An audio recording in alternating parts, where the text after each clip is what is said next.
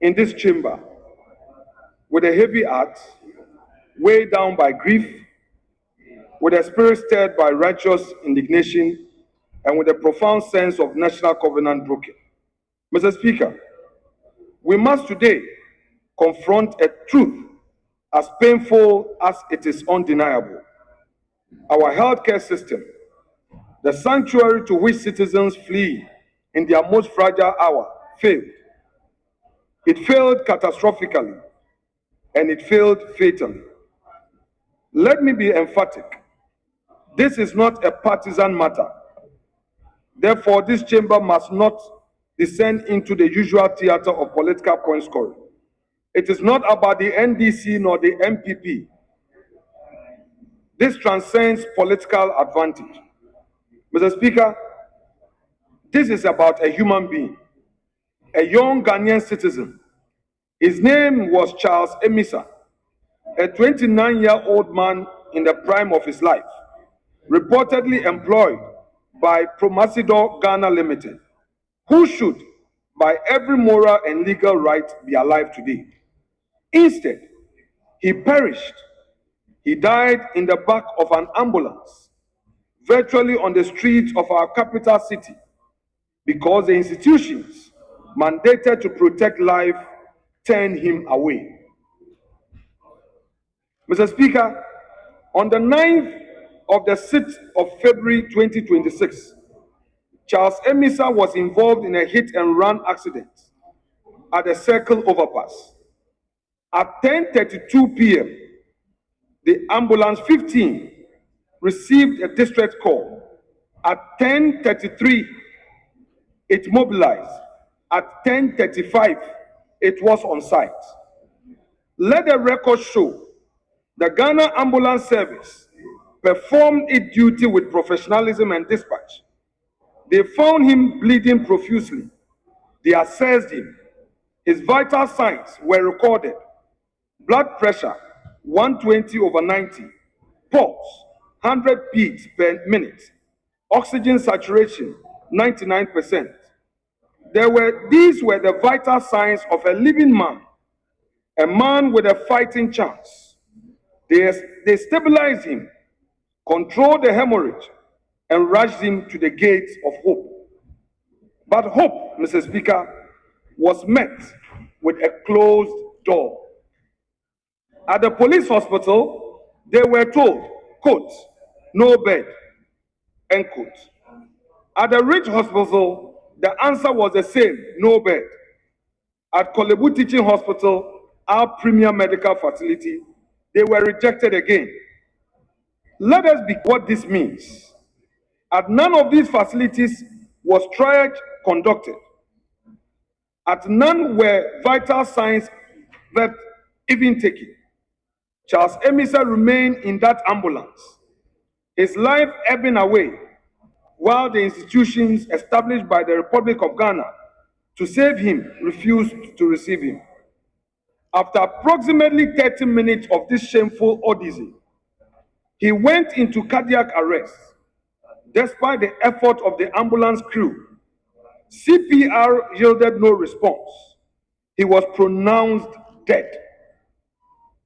A life extinguished, not by the initial accident, by a systemic failure of the state. Mr. Speaker, this House must particularly be outraged because this was not merely an accident of circumstance. It was a direct violation of state policy. In 2018, under the leadership of the then Director General of Ghana Health Service, a clear directive was issued explicitly prohibiting the denial of emergency care on the basis of bed availability. The directive was unequivocal. It mandated immediate triage, immediate stabilization, and the use of alternative surfaces, couches, tables, wheelchairs, and where beds were unavailable. The principle was and remains simple. Stabilize first, resolve bed logistics later. In the case of Charles Amissah, that principle was abandoned and a man died as a result. Mr. Speaker, before I proceed further, it is right and proper that we pause. We must look beyond the policy failures and statistics and see the face of a young man who we have lost. I wish, on behalf of my side of the House, and I believe I speak for every honorable member present, to extend our deepest, most heartfelt condolences to the family, friends, and colleagues of Charles Amissah, who now face an unthinkable void. To his siblings, his loved ones, and his colleagues at Promisido, Ghana Limited, we share your immeasurable grief. Nothing we do here, Mr. Speaker, today will bring Charles back. But let it never be said that this parliament heard of such a tragedy and remain unmoved is a reason why, Mr. Speaker, I'm grateful for this treasured space to make this statement. Furthermore, Mr. Speaker, we hold our public institutions to account. We must not lose sight of the fact that this tragic chain of events was set in motion by a cowardly act. A hit-and-run driver struck down Charles Amissah and fled the scene, leaving him for dead.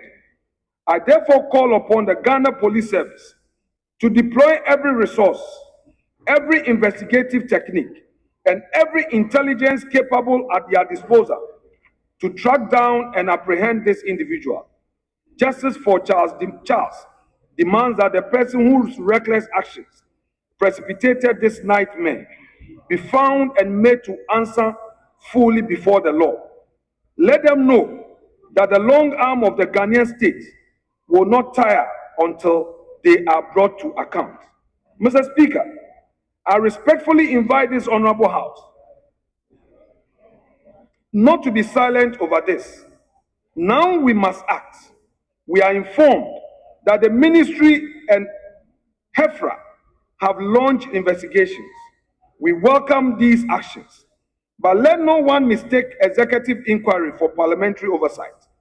Under Article 103 of the 1992 Constitution, this House has the primary duty to investigate matters of public importance and to expose inefficiencies and maladministration.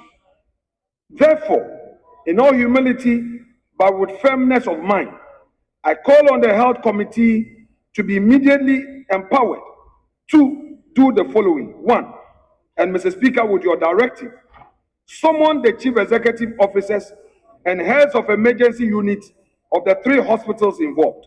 Two, demand production of triage logs, duty rosters, and bed occupancy records for that night. 3, establish conclusively whether the 2018 Ghana Health Service Directive was breached. And finally, determine whether professional misconduct or negligence occurred. If misconduct is found, sanctions must follow. If negligence is proven, prosecution must follow. If a systematic failure is identified, comprehensive reform must follow. Mr. Speaker, let me leave the House with these final thoughts. If a young man can be carried from one public hospital to another, refused at every door until he dies, then the social contract is broken and none of us, I repeat, none of us is safe. Not the rich, not the poor, not the politician, not the ordinary man on the street. The death of Charles Amissah must force this nation to change. Human life cannot be subordinate to administrative convenience. Emergency cannot be optical. Our hospitals do not have the moral or legal discretion to abandon the dying. Mr. Speaker, I so humbly submit. Thank you so much indeed. Yes.